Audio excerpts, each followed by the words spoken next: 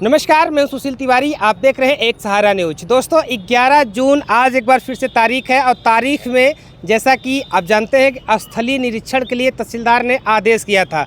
स्थलीय निरीक्षण का मतलब आप समझ रहे हैं, अगर न भी समझ रहे हैं तो मैं बता दूं, यानी कि स्थलीय निरीक्षण जहां पे लालता का कब्जा बताया जा रहा है, जहां पे लालता ने अवैध तरीके से उसको अतिक्रमण करके रखा हुआ है, उस ज़मीन पर फिर से लेखपाल कानूनगो की टीम जो है वो पैमाइश करके स्थलीय निरीक्षण यानी एक रिपोर्ट बना करके वो तहसीलदार कोर्ट में लगाएगी। उसके बाद उस पर जो है सुनवाई होगी और सुनवाई के बाद ये क्लियर नहीं है कि बुलडोज़र ही चलेगा कि लालता का जो मकान है उसी तरह से बना रह जाएगा।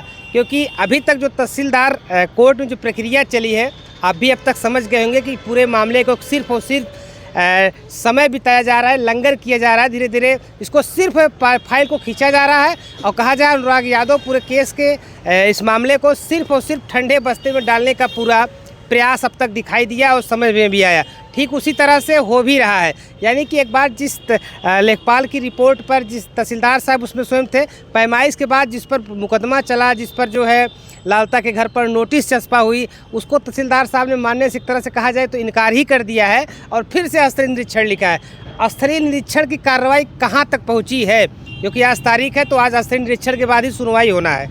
तो स्थलीय निरीक्षण की जो कार्रवाई है वो कहाँ तक पहुंची थी? क्या गांव में लेखपाल गए थे, गांव में कानूनगो गए थे, गांव में लालता के मकान की अब तक पैमाइश हुई है कि नहीं हुई है? अगर हुई है तो तहसीलदार की जो कार्यशैली है उस पर जो प्रश्नचिन्ह लग रहा है वो गलत हो जाएगा, और अगर नहीं हुई है तो तहसीलदार के ऊपर जो प्रश्न चिन्ह लग रहा था लगातार वो कहीं ना कहीं सही साबित होगा। हमारे साथ बातचीत करने के लिए गांव के ही मुखिया हैं वीरेंद्र यादव जी।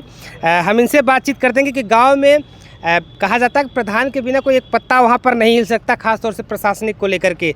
ग्राम समाज का मामला है प्रधान जी, आपने देखा होगा कि आप हर तारीख पर आते भी हैं।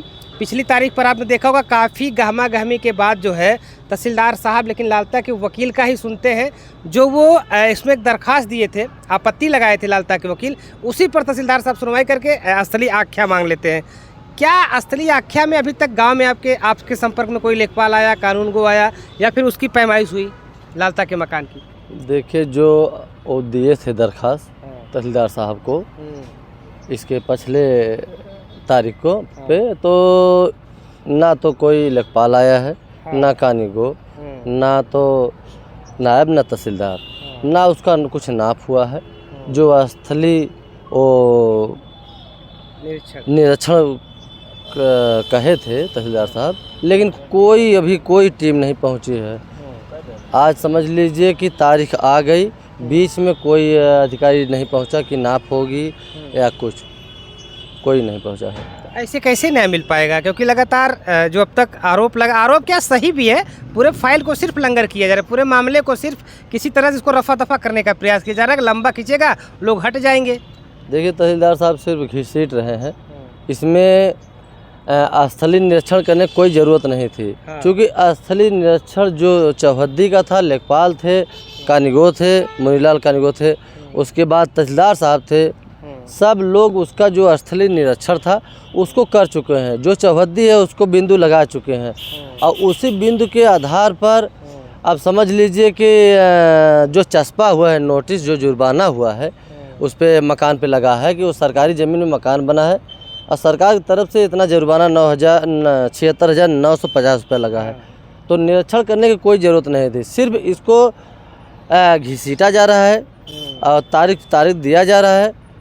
अब समझ लीजिए कि अगर निरीक्षण ही स्थलीय निरीक्षण करने के लिए कहे थे तो ना तो लेखपाल गए हैं, ना कानूनगो गए हैं, ना कोई अधिकारी अभी तक पहुंचा नहीं है वहां पे।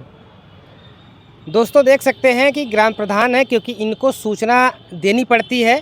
लेखपाल अगर जाते हैं, कानूनगो जाते हैं तो इनको सूचना होगी, ये वहाँ पर खड़े होकर उस ग्राम समाज की ज़मीन को, जो बंजर की ज़मीन कही जाती है, उसकी पैमाइश करवाएंगे, स्थलीय निरीक्षण होगा। लेकिन अगर स्थलीय निरीक्षण हुआ ही नहीं है तो आज की तारीख पर क्या फैसला हो सकता है? आप कुछ समझदार हैं और आप जान सकते हैं कि सिर्फ उठा करके पेन तहसीलदार साहब सिर्फ तारीख दे देंगे, तारीख देंगे, हो सकता है 10 दिन 15 दिन का लंबा दे देंगे। और इस पूरे प्रकरण में अगर हम आपको स्पष्ट तौर से बता दें, 4 से 5 महीना चला जाएगा और न्याय मिलने वाला नहीं है अनुराग यादव को, क्योंकि ये लड़ाई बड़ी लंबी है। अब ये लड़ाई हाईकोर्ट तक जाए बिना जो है, ये कहिए कि अनुराग यादव को न्याय मिल जाए तो कहीं दूर दूर तक नज़र नहीं आता। स्थलीय निरीक्षण अभी तक हुआ ही नहीं है। आज क्या सुनवाई हो सकती? कोई सुनवाई नहीं होगी। अभी मैं दावे के साथ कह सकता हूँ कि जैसे ही तहसीलदार साहब सामने फाइल जाएगी और तुरंत उस पर जो है तारीख लग जाएगी। प्रधान जी, ऐसे तो न्याय नहीं मिल पाएगा। क्या भरोसा धीरे धीरे प्रशासन के ऊपर से जनता का उठता जा रहा है इस तरह से? देखिए, न्यायपालिका से इसलिए उठ रहा है कि तहसीलदार साहब सिर्फ तारीख दे रहे हैं। अब मेरा उस दिन देखिए पिछले तारीख को इतना गहमा था वहाँ पे, तो यही कहें कि एक जब दरख्वास्त दे लालता को वकील ने तो कह दिए कि बस इसका स्थलीय निरीक्षण होगा। इसके पहले तारीख जो थी उस पर हमारे अधिवक्ता लोग सक्रिय हुए थे और ये हुआ कि फाइल भी देखें। फाइल देखने के बाद आदेश में जाने की स्थिति में मेरी फाइल थी, तो वह जो है उस दिन नहीं बैठे जिस दिन 24 तारीख को हमारी मूल सुनवाई थी। तो अब ये सोच लीजिए 30 तारीख को फिर पड़ गई मेरा डेट। तो सिर्फ एक डेट पे डेट देना जानते हैं, मेरे फाइल को फैसला नहीं सुनाना चाहते हैं। क्योंकि आज तारीख है, अभी हम तहसीलदार साहब से मिलेंगे भी, आज पूछेंगे उनसे, कहेंगे कि अगर सर उसको देखिए नहीं तो फिर इसको खारिज कर दीजिए या कहीं और ट्रांसफ़र कर दीजिए।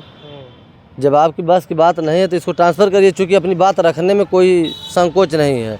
क्योंकि उसकी हम लोग न्याय की लड़ाई लड़ रहे हैं, तो बात भी हम लोग रखने में कोई संकोच नहीं है। और दूसरी बात कि 7 महीना के दिन बीतने जा रहा है, अभी तक सिर्फ हमें तारीख मिली है। और जो हत्यारा लोग हैं आप देख लीजिए, सबका बेल हो रहा है, सबको बेल पे बेल मिलती जा रही है, आसानी से बाहर आ रहे हैं। आए दिन इसी की वजह से हत्या हो रही है। अगर ये चीज़ अनुराग को न्याय मिल गया होता, मकान गिर गया होता और कठोर से कठोर उन लोगों को दंड दिया गया होता, तो जो हत्याएं हो रही हैं आए दिन वो उस पर ब्रेक लग जाता। लेकिन इसमें पता नहीं क्या जो है तहसीलदार साहब को इंटरेस्ट है कि हमारे फाइल को देखते ही सिर्फ डेट देने में। फाइल अनुराग यादव की फाइल जब तहसीलदार के सामने आती है तो उनके हम लोग भी देखते हैं, कोर्ट में ही आसपास रहते हैं, तहसीलदार के चेहरे का रंग ही गायब हो जाता है। देखिए, जैसे वो फाइल उठाते ही उनके चेहरे पे सिकन देखिए नाम नहीं आता है, जैसे हंसते हैं, हंसी आती है उन्हें, और उसके बाद उठा के डेट दे देते हैं। तो उनसे तो बार बार निवेदन करते करते हम थक गए हैं कि हमारी फाइल को देखकर और उस पर निर्णय दीजिए और सिर्फ आदेश करा दीजिए। चूँकि वो सरकार की ज़मीन है, सरकारी ज़मीन है, अवैध कब्जा किए हैं। और सबसे बड़ी बात कि वो एक हत्यारा हैं, एक ताइक्वांडो खिलाड़ी की एक निर्मम हत्या किए हैं, तलवार से गला काटे हैं। तो उनको सरकारी ज़मीन पे हम तो सरकार से निवेदन करेंगे कि उस पर वो रहने लायक नहीं है, और नाम की ज़मीन उनके है नहीं, सरकारी ज़मीन है, तो उसको एकदम आदेश करा के और गिर जाए, गिरने के बाद वहाँ एक गार्डन बन जाए।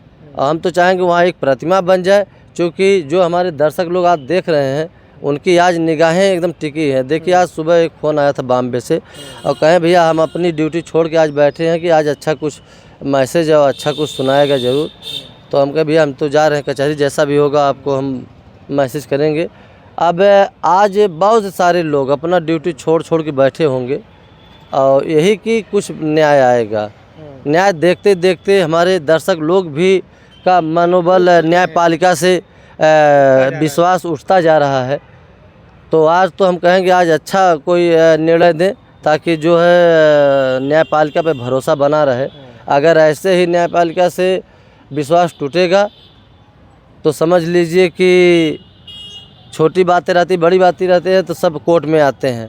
ये चाहते हैं कि हमें न्याय यहाँ से मिलेगा। बिल्कुल। तो ऐसा न करें तहसीलदार साहब कि यहाँ से न्यायपालिका से विश्वास टूटे। बिल्कुल, इस तरह से रहा तो न्यायपालिका से विश्वास टूट जाएगा। और मैं आपको पहले ही बता चुका दावे के साथ, इस पूरी केस में एक बार फिर से आपको तारीख ही पढ़नी है।